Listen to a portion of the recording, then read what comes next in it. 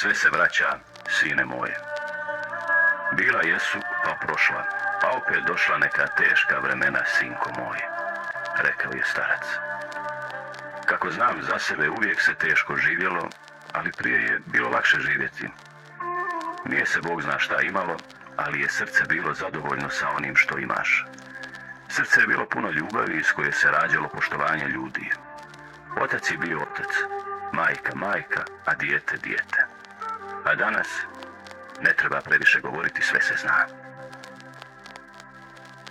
Sve više svijeta se umila svojim sopstvenim suzama, jer sreća je za neke samo pojam, bajka. Ako mene pitaš, sine, ja dugo nisam osjetio mrvu neke radosti i spokoja. Dugo se nisam, sine, nasmijao od srca. Znaš, ono, iz duše. Ma svakako sam je zvao, ali nisam znao da je trebam zvati samo živote moje. Ali sada znam. A pitaš me za djecu? Dobri su mi. Neka su živi i zdravi. Svi imaju svoju djecu i svoje živote. Dođu mi i obiđu me koliko mogu, pruže koliko mogu.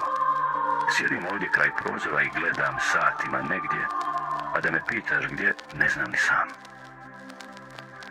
Ali gledam i čekam i kada ugledam mila lica moje djece kao da me sunce obasja. Mada rijetko me obasja.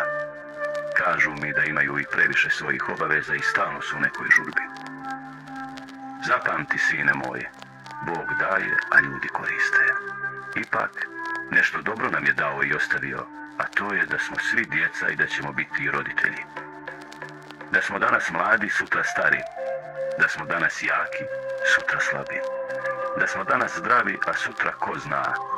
I da, ako ima pravde, eto baš tu se nalazi. I ja sam nekada bio mlad i jak.